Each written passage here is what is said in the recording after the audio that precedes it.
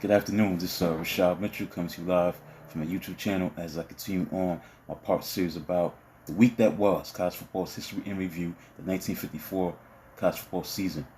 I'm gonna do 2 weeks. I'm gonna do the week of October 30th, 1954, and the week of November 6th, 1954, and that's basically it for the season of 1954. Then I'm gonna get into a bowl game that was played in the Rose Bowl, Ohio State versus Southern California. Look at everything else, stats and everything, Heisman Trophy vote, everything. So we're gonna start on week 7, October 30th, 1954. Xavier beat Boston College 19-14, winless in 12 games without first down. In previous weeks, 33-0 pasting at hands of coach Sid Gilsman's powerhouse Cincinnati squad. Xavier slashed through Fenway Park quagmire to spring biggest surprise result of 1954. Unbeaten Boston College tallied touchdowns by halfback Eddie Da Silva and quarterback Billy Downing for 14-0 third quarter lead. But Musketeers halfback Bob Concoley turned the game in Xavier's favor with a 51-yard touchdown run. Trailing 14-13, Xavier went 70 yards to fullback Don St. John's touchdown with less than 1 minute and 30 seconds left. As Eagles defense, nation's leader, was helpless to stop fourth down runs at the 25 and 17-yard lines. Number 5, Army beat Virginia 21-20. Go for broke World War hero. Go for broke World War II hero General Douglas MacArthur visited West Point on rain-drenched Saturday and must have been puzzled when losing Virginia fans pulled down goalposts and carried their coach Ned McDonald off the field on their shoulders.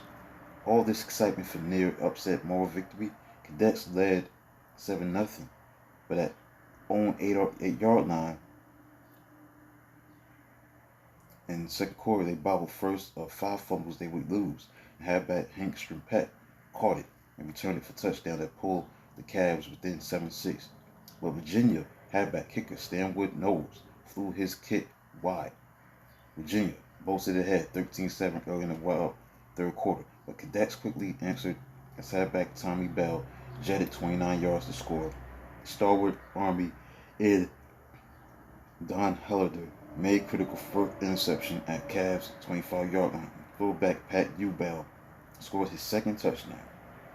Cadets guard kicker Ralph Chesanakis, who by season end became the nation's leading extra point kicker, made his third conversion for the 21-13 edge.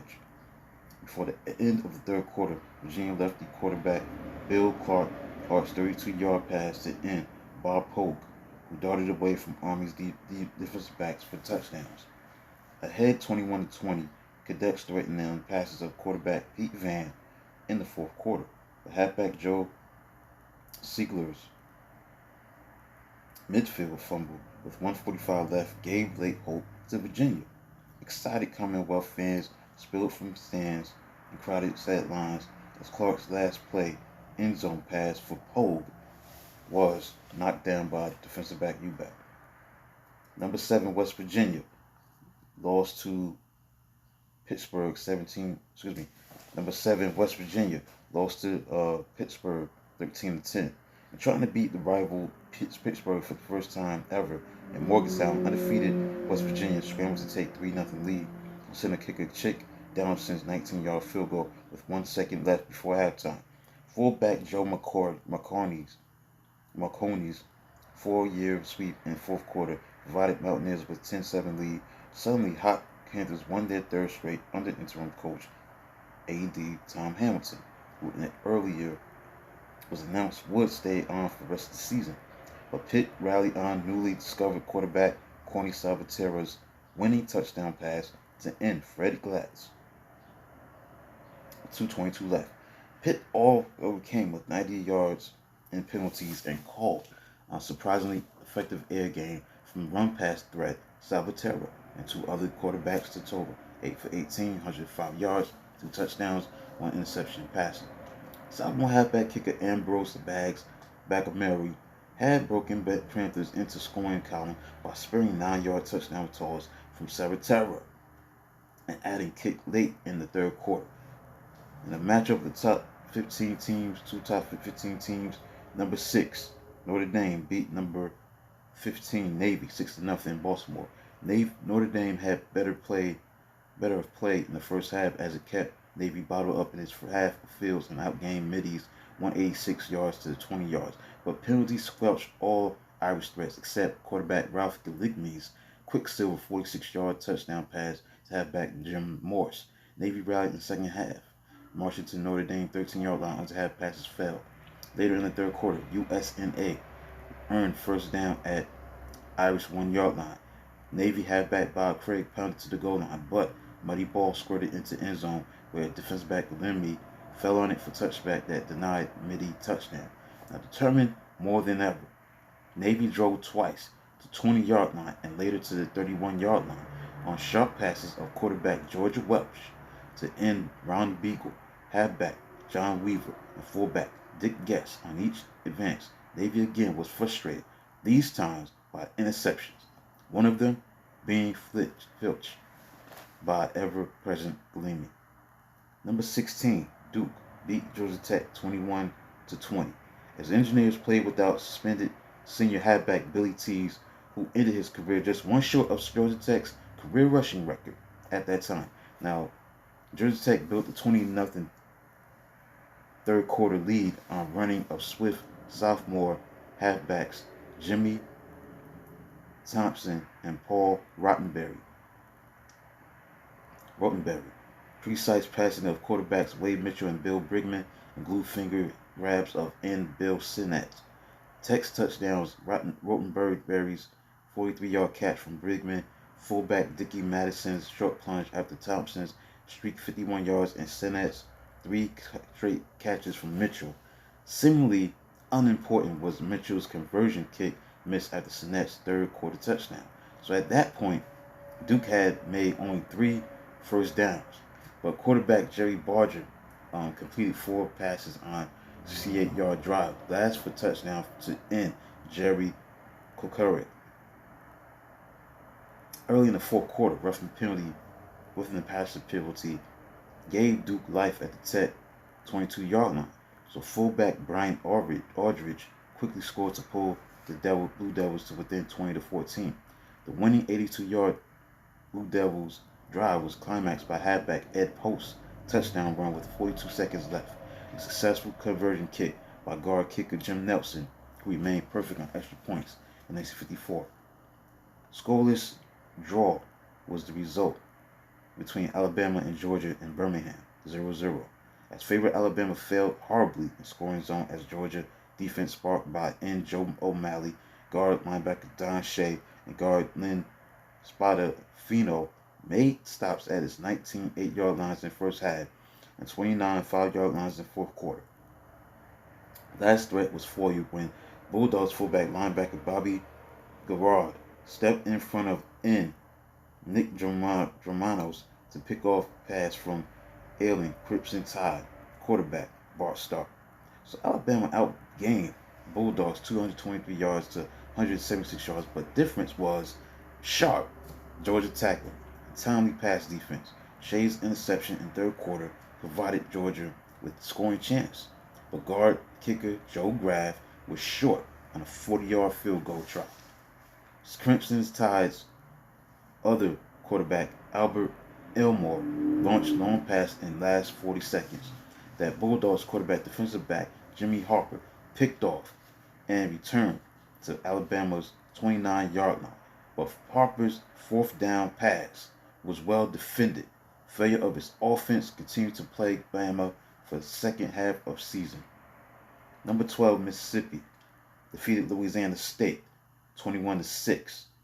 The speed and offensive flexibility of mighty Mississippi prevailed over stubborn but outmanned Bengal Tigers. LSU hurled back 2 threats in the first quarter.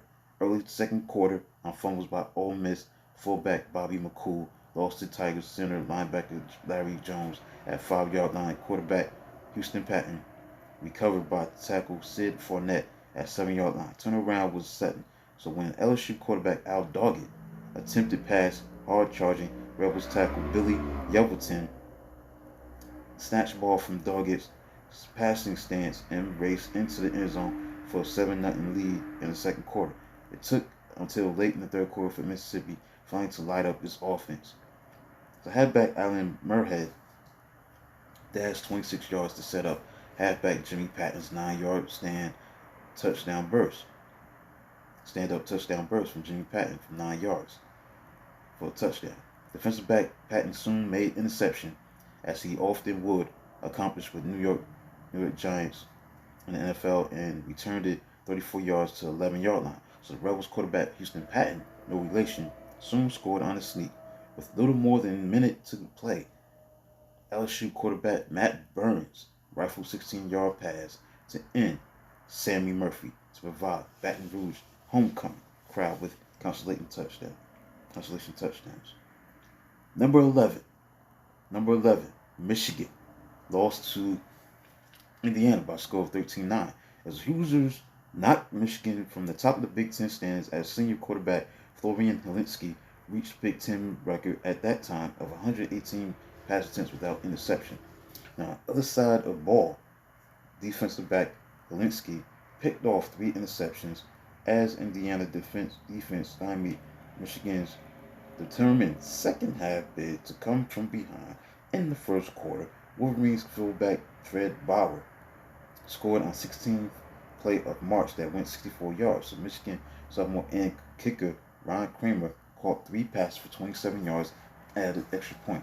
So later, Wolverines and Tom Mentz blocked punt for third quarter safety. It was not enough as Indiana notched 13 points in the second quarter. Quarterback kicker Helinski scored on 4th down sneak after the Hoosiers tackled Ron Rockmiller,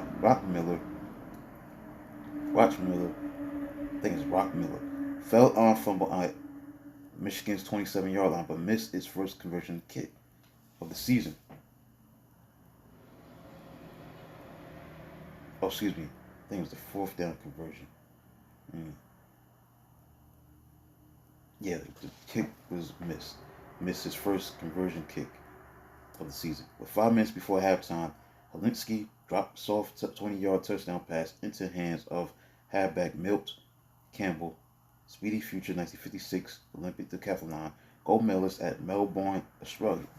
So Indiana fullback Les Kuhn broke away for 46-yard gain in the fourth quarter, and although Hoosiers soon fumbled away possession, Kuhn's run provided needed field position. Michigan made IU 23-yard line on its last try, and Dorr dropped end zone pass by halfback Jerry Parr and suffered defensive back Helinski's interception with 1:47 left. Iowa beat number 8 Wisconsin 13-7 as nicked up Hawkeyes withstood running barrage of Wisconsin fullback Allen the Horse Amici, who had 117 yards rushing and 26 carries in the touchdown, who came within 39 yards of Ali Madison of the University of San Francisco, who was second on NCAA career rushing yards list. Iowa quarterback Jerry Cow, who had 97 yards rushing on 16 carries, completed 49-yard, mostly land drive with his own short touchdown run in the first quarter for the 7-0 lead. So after center linebacker Gary Messner recovered Reichchild's fumble at Iowa 10-yard line, Badgers threatened with Amici lugging leather 3 times. But on Wisconsin 4th down at 1-yard line, halfback Pat Levenhagen's fumble was recovered in the end zone by Iowa halfback defensive back Bobby Stearns.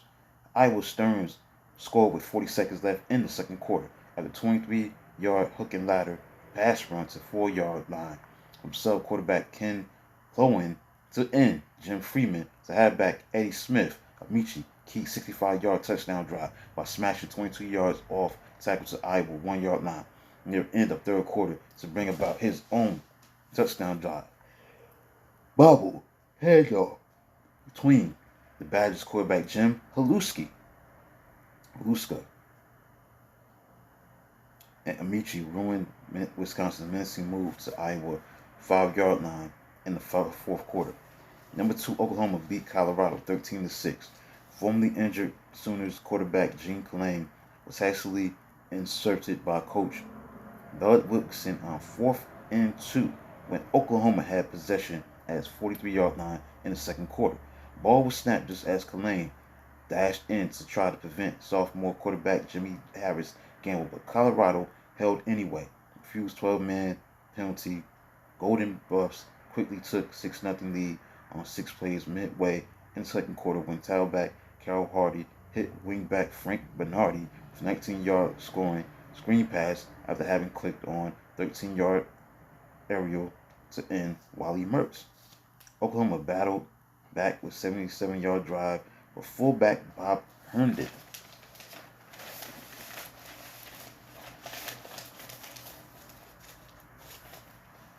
was stacked up on 4th down at Bison 1-yard line, throwing late knockout punches. Resilient OU logged pair of fourth quarter markers. Sooners crashed in on an 88-yard drive on 14 runs for 7-6 lead. The clincher came with 4 minutes left as halfback Tommy McDonald's 39-yard option pass carried to Buffalo's 1-yard line. Coupled with Nebraska's win over Missouri, the Buffaloes were all but eliminated from Orange Bowl consideration.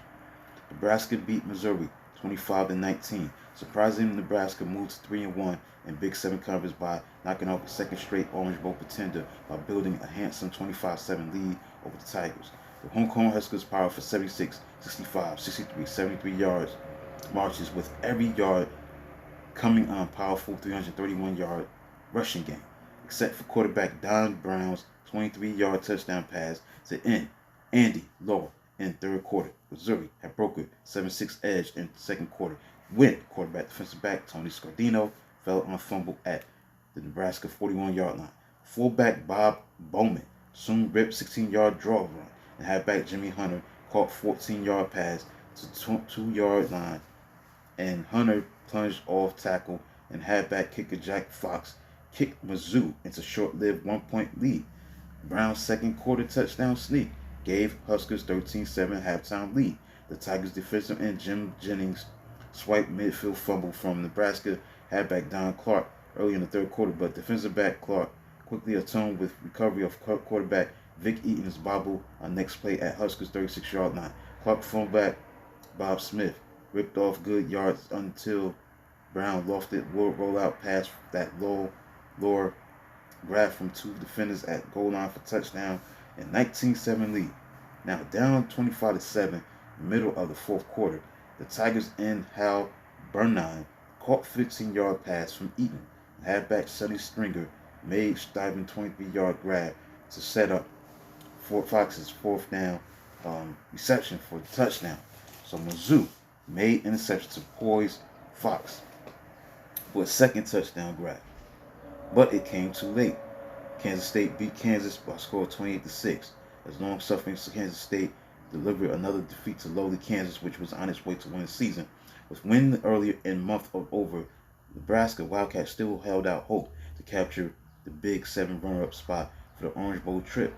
Fullback Bill Carrington sparked second quarter march of 85 yards with 21 and 41 and 14-yard votes for his touchdown, and K-State soon followed with quarterback Jim Logsdon 24-yard touchdown pass to halfback Tony Adeo for 14-0 halftime legend. So after failing at 3-yard line late in the third quarter, the Jayhawks sub fullback Tommy Webb narrowed count to 14-6 on 8-yard burrow early in the fourth quarter, which was all Wildcats could stand. They quickly sprung their fastest back, halfback Corky Taylor for 42 and 31 yards touchdown catches from Logsdon, on which he weaved over gridiron to close chilly but exciting afternoon in Little Manhattan. Texas and Southern Methodist resulted in a tie. Number 18 Southern Methodist played Texas and it ended in a tie 13-13. The Southern Methodist being the number 18 team in the country, they played Texas and it ended in a tie 13-13. So with non-suspended players out, Texas rags a tie from 13-0 deficit to seriously damage Southwest Conference hopes of a title for the conference of SMU. Halfbacks Frank Edom and Don McElhenney tallied in the first half for Mustangs, but end kicker Ed Burnett's second conversion try was blocked. Still, Methodist led 13-0 at halftime. Longhorns got big play in the fourth quarter from center linebacker Johnny Tatum, who made 41-yard interception for a touchdown. Barnett played turnabout, rushing in from right end to block Texas tackle kicker Buck Lansford conversion kick after Steers had tied it at 13-13. Mustangs countered with 50 yards running to Texas 11-yard line after ensuing kickoff, but Longhorns line rose up to stop McElhenney's run on 4th and 1 at 2-yard line. Texas beat number 17, Baylor beat Texas Christian, number 17 team in the country, 12-7. A sophomore halfback Del Schaffner, who will become outstanding wide receiver in the NFL, was cast out of character for key play in Baylor triumph. Blade thin defensive back Schaffner moved up near scrimmage line in tightly grouped Bears defense that effectively turned its defensive backs into linebackers. So when Texas Christian fullback Harold Pollard hit middle of line in the third quarter, ball popped in lazy arc to Schaffner, who shot to his right to avoid piled up line stiff arm Purple Frogs quarterback Chuck Curtis and outleg halfback Jim Swink on 38-yard touchdown that provided winning edge. Baylor had open scoring early in second quarter as bunch TCU defense was exploded on wide runs until quarterback Billy Hooper wedged over conversion kick was blocked. So Hooper's normally effective passing game was submerged at 2 for 10, 59 yards, 3 interceptions. It was Hooper's first interception by defensive back Pollard that started Frogs on a 61-yard touchdown drive. Swink carried several times, caught 13 passes, 13-yard pass, so Curtis could sneak over. Schaffner gained 42 yards on pass reception, but defensive back Swink soon made interceptions to launch TCU's last threat in the fourth quarter. It died on downs at Baylor's 8-yard line after Bears fullback linebacker Ruben Sage made saving play by running down Frogs halfback Ray Taylor at the end of a 57-yard catch and run to the Bears' 17-yard line. And finally, number 3 UCLA beat California 27-6 as tailback Primo Villanueva was major the cog in UCLA's 400-yard single-wing offensive machine, scoring twice, tossing 8-yard touchdown pass to wingback Johnny Herman in the fourth quarter. Villanueva dashed 40 yards to set up his own 3-yard touchdown at end of 8-play 75-yard march in the first quarter. His thrilling broken field run of 26 yards provided Bruins with 14-0 lead in the second quarter. Meanwhile, California quarterback Paul Larson passed for 280 yards on 25 of a 38 passing and interception, his number of completions setting new Cal record. Larson led 62-yard scoring advance in the second quarter, which was capped by halfback Sammy Williams' 7-yard trip round left end. So Bears lost fumbles to kill promising marches at Bruins' 13-yard line in the first quarter and 3-yard line in the third quarter. Latter drive frustratingly traversed 81 yards. UCLA fullback Bob Davenport launched himself for short touchdown at end of 64-yard march in the fourth quarter. Glance at Golden Bears' great 1954 schedule revealed that they now had lost to each of the AP's top 3 teams. So that includes a look at the week that was, week number 7, October 30th, 1954. Now the AP poll of 1954, November 1st, 1954, November 1st, the AP poll looked like this. UCLA was number 1. Ohio State was number 2, Oklahoma number 3, Arkansas number 4, Notre Dame number 5, Miami number 6, number 7, Army, 8, Purdue, number 9, Mississippi, number 10, Southern California, number 11, Duke, Iowa 12, Cincinnati 13, Minnesota 14, Rice 15, Wisconsin 16, 17, West Virginia, 18, Virginia Tech, 19, Navy. Now there's a 3-way tie for the 20 spot, Baylor, Nebraska, Pittsburgh. Quickly look into the week that was on November 6, 1954. This is week 8, where number 7, Army, beat Yale 48-7. The largest Yale Bowl crowd since 1930 watched Army crush unbeaten Yale, outgaining Eli's 499 yards to 179 yards. Explosive halfback Tommy Bell on his way to Army record to date of 1,020 yards rushing for the season, moted 69 yards on cadets' first play of game, and went on to score 3 touchdowns. So Yale sophomore fullback Steve Ackerman scored at end of 74 yards. Advanced to briefly trim Eli's defense deficit to 14-7.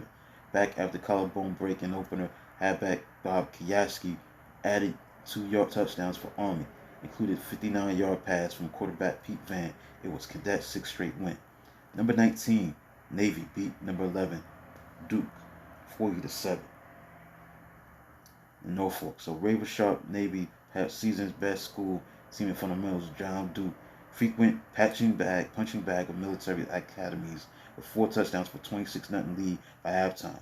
Midshipmen dominated first half with 260 yards to 13 yards overkill as touchdowns were tallied by halfback Bob Craig on 14-yard burst, quarterback George Welsh on sneak, Craig on 5-yard sweep, halfback Bob Hepworth on 9-yard angle run to tackle Blue Devils managed quarterback Jerry Barger's touchdown sneak at end of 59-yard march early in the fourth quarter, followed by kicker Jim Nelson's 12 extra point kick in a row. Dick was 7 of 20, 107 yards passing, but suffered 7 interceptions. North Carolina beat South Carolina 21-19. Tackle Roland Purdue and halfback Connie Gravett blocked South Carolina extra points tries, while Tar Heels halfback kicker Ken Keller was perfect with all 3 of his kicks to spell difference. Gamecocks went 82 yards on opening possession in 6 lightning plays. Quarterback Mackie Prickett hit passes of 47 yards to end Joe Silas and 16 yards to halfback Paul Brazzell before sneaking over. Purdue blocked kicker Silver's conversion try, so trailing 7-6 in the second quarter. South Carolina went 73 yards, mostly on 48-yard dash by halfback Mike Caskey to his touchdown run and 13-7 halftime edge. North Carolina got terrific power running out big sophomore fullback Don Klochak to set up quarterback Lynn Bullock's touchdown pass to Keller, who then kicked Hills into 14-13 lead in third quarter. That score lasted until the last 3 minutes. North Carolina appeared ready to put it away, while overly fancy ball handling allowed Birds in Buddy Frick to intercept Hills quarterback Doug Farmer's pitch out, streak 75 yards to score. Trailing 19-14 with 2:38 left, North Carolina used Kochak's 19-yard kickoff return, his 30-yard run to set up in Norman Lane's brilliant touchdown catch and 2 defenders. Georgia beat Florida 14-13 in Jacksonville as Georgia defensive front led by guard linebacker Don Shea, center linebacker Billy Shea, and Roy Wilkins and Joe O'Malley forced 2 fumbles in the first half that led to touchdowns by quarterback Jimmy Harper and fullback Bob Foots Clemens. Wilkins' 23-yard pass reception at 11-yard line set up Harper's touchdown sneak. So when Florida fullback Joe Brodsky fumbled at Bulldogs' 44-yard line, mad scramble for loose ball ensued with Gators recovered at University of Georgia 26-yard line. Net gain of 18 yards. Florida halfback Jackie Simpson swept 6 yards for touchdown that tied it at 7-7 late in the first quarter. Halfback Charlie Madison slipped through Gators line for a 40-yard run, set up Clemens in the 30-yard touchdown run in the second quarter. When Florida halfback Bob Davis scored on third quarter, sweep to narrow it 14-13. Wilkins broke through line to block fullback kicker Ed Bass, tying conversion attempt. So Georgia halfback punter Bobby Garrard got off late punt from midfield that died at Florida 1-yard line. Gators fought their way to Bulldogs 22-yard line and Say made a second interception. November 6th, Auburn beat number 6 Miami 14-13. Auburn discarded its usual X and Y platoons for prime unit comprised of his best talent, but Coach Shug Jordan's plan seemed futile with Miami enjoying a 13-0 lead halfway through the fourth quarter on touchdowns by N. Tom Pepson and quarterback Mario Bonifiglia. Rugged Auburn end defenseman Jim Pyburn halted a fourth down run at his own 32-yard line and riled up Tigers quickly scored on quarterback Bobby Freeman's run when tackle Frank D'Acostino fell on fumble recovery with 3:56 left and set up fullback kicker Joe Childress thrilling last-minute winning touchdown and conversion. Miami of Ohio beat Indiana 6-0. Coach Eric Parseghian's undefeated Redskins surprised Indiana using 6 fumbles by Hoosiers as upset Khaled, starting on defense for Miami with 3 top-notch ends. Mel Baker, Bill Mallory, who will be future head coach at both Miami and Indiana, and Tom Mooney, defensive end Baker's fumble recovery of bobble by Indiana halfback Milt Campbell at Hoosiers' 30-yard line in the third quarter set stage for Miami quarterback Dick Hunter's winning 24-yard touchdown pass halfback Bob Wallace, on which Wallace broke 3 tackles. Indiana had a disastrous day throwing the ball. Quarterback Florian Helinski hit only 2 for 15 yards. 3 interceptions as receivers made frequent drops. Hoosiers never got inside. Ohio wins 25-yard line, but their defense, which became first all season to blank Redskins in any first half, held at their 22-yard line at interception by fullback linebacker John Barkewitz and at 21 and 7-yard lines on downs. Halfback Ed Merchant was Miami's leading rusher with 81 yards on 6 carries. Missouri and Colorado resulted in a tie as the Tigers fullback Bob Bowman tied it up by powering over from inside 1-yard line for touchdown with 1:06 to play. Colorado wingback defensive back Frank Bernardi quickly succeeded with Okai's try as he dived to block halfback kicker Ray DeTrins, potentially winning extra point, and ball caught Bernardi flush in face to break his nose. Ty Alba eliminated both clubs from contention on Big 7 Orange Bowl representative. Missouri cashed quarterback Vic Eaton's 58-yard touchdown pass to Jim Jennings at the opening kickoff, but Buffalo's speedy tailback Carroll Hardy tied it 17 seconds later with a 69-yard touchdown run after fullback Emerson Wilson hit center of line and pitched out to Lonesome Hardy. Tigers led 13-7 at halftime, but relinquished 2 unconverted touchdowns to Colorado's fullback John Luis Bayot third quarter. Manley had been stopped 6 inches from touchdown on fourth quarter and second quarter. That goal line stand was answered by Bison in the middle of the fourth quarter when they stopped Mizzou at 1-foot line after Tigers moved from their 32-yard line.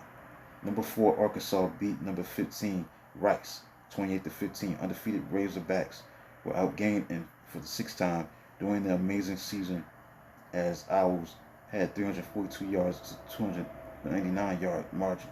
But relentless Hogs persevered with late rally to take giant step towards Southwest Conference. Polka's due all sophomore tailback George Walker scored 3 touchdowns, including a 73-yard punt return, passed for 118 yards, rushed for 87 yards, and punted for 43.3 yards average. Rice led 15-14 in the fourth quarter after fullback Jerry Hall's fullback, but clutch fullback Henry Moore put Arkansas ahead for good at 21-15 with touchdown run at end of a 71-yard drive. Baylor, number 20 team in the country, beat Texas. Scored 13-7 as inconsistent Longhorns scored midway in the first quarter as fullback Don Maroney capped a 72-yard march with 2-yard touchdown run. Texas defense impressively threw net over strong-arm Baylor quarterback Billy Hooper's aerial game. Undaunted Hooper changed second half tragedy to send his slanting backs off thunderous blocks of tackle Jim Ray Smith to position his own touchdown runs of 2 and 26 yards. Baylor won primarily because it managed 278 yards rushing. And finally, Cincinnati beat Arizona State 34-7. Because in a 14-7 opening half, the Sun Devils hung close with powerful Bearcats, who exploded with 20 unanswered points in the second half to win their 16th straight win. win their 16th straight game. Okay, so that concludes the week that was for week 7 and 8. Now I'm gonna go look at the the Rose Bowl, and Ohio State beat Southern California 20-7. So as old song lyric goes, it never rains in Southern California, it just pours. Rare Pasadena monsoon created ankle-deep mud, slow play, and sent Ohio State coach Woody Hayes into uproar when both schools' bands were allowed to march on field at halftime. This incident became first example of Hayes failing to win friends among West Coast fans and sporting press. Powerful Buckeyes AP Writers' choice as national champions embraced 14-0 second quarter lead on touchdown runs by quarterback Dave Leggett, halfback Bobby Watkins. Trojans soon found their missing spark when tailback Aramis Dandoy footed punt unowned 14-yard line, shook 3 tacklers, and used tackle Ed Fouch's crushing block to go 86 yards to score. So USC's other standout tailback Jaguar John Arnett later raced 70 yards to Iowa 26-yard line. But defense Buckeyes defense rose up to dominate as they had most of the day. So Ohio State All-American halfback Howard Cassidy slashed to 94 yards on 21 carries on the ground. Afterward, Hayes continued his honesty is best policy stance that so infuriated Californians when he suggested there were 5 Big Ten teams capable of beating Southern California. So of course UCLA UP coach's choice and split national title vote had reason to feel it could have beaten Buckeyes. But Bruins had trounced USC by 34-0 on dry and fast field, although comparative scores always have provided weak evidence throughout football history, where Ohio State and UCLA have put on a dynamic show and trying to claim both #1 spots. Football fans will never know, thanks to the 1950s frustrating no repeat rule. So that includes a look at the 1954 season as a whole. We look at the top performance formula for 1954 was Oklahoma at number 1. The 1954 top opponents records, number 1 was Pittsburgh. The 1954 out of conference records had Southeastern Conference at 27-14-2, 2-1 in the bowl games. Big Ten had a 16-9-1 record with a 1-0 bowl record. Big 7 had a 16-11 record with an 0-1 bowl record. Southwest Conference had a 17-13 record with an 0-2 record in the bowl. Atlantic Coast Conference had a 17-22-2 record with a 1-0 bowl record. Pacific Coast had a 12-17 out of conference record with an 0-1 bowl record. The nation's leading rusher in 1954 was Art Lupino of Arizona, 1,359 yards. Paul Lawson led the nation in passing with 1,537 yards. Receiving yards was led by John Stewart of Stanford, 577 yards. So the All-American team had the consistent All-American team. 1954 had Max Boydston at end for Oklahoma. Another end was Ron Beagle, a Navy. Tackle Jack Alina, UCLA. Sid Fournette, Louisiana State. The guards were Bud Brooks, Arkansas. Calvin Jones of Iowa. Centers were Bert Burris and of Oklahoma, and the backfield was Ralph Galimi, Notre Dame. Dickie Mogul, Rice. Howard Cassidy, Ohio State. Alan Michi, Wisconsin. Other All-American choices was Don Hollander at end from Army. Don Hollander. Frank McDonald of Miami. Dean Duggar of Ohio State. That was the end. The tackles was Art Walker, Michigan. Rex Reed, Ogden, Mississippi. Darish McCord, Tennessee. Frank Varagione, Notre Dame. Now the guards were Tom Bettis, Purdue. Jim Salisbury, UCLA. Frank Mincevich, South Carolina. And Ralph Chesnokis, Army. The guards. The center, Matt Hazeltine, California. And Harold Easterwood, Mississippi State. The rest of the backs was Tommy Bell, Army. Bob Davenport, UCLA. Paul Lawson, California. And Bob McNamara, Minnesota. Now, the Heisman Trophy vote of 1954 was Alan Ameche. He was the lead voting winner. He won the Heisman in 1954. Alan Ameche, the senior fullback of Wisconsin, had 1,068 votes. Kurt Burris, senior center of Oklahoma, was finished at 838 votes. Howard Cassidy, junior halfback, Ohio State, 810 votes. Ralph Galimi, senior quarterback, Notre Dame, 691 votes. Paul Lawson, senior quarterback, California, 271 votes.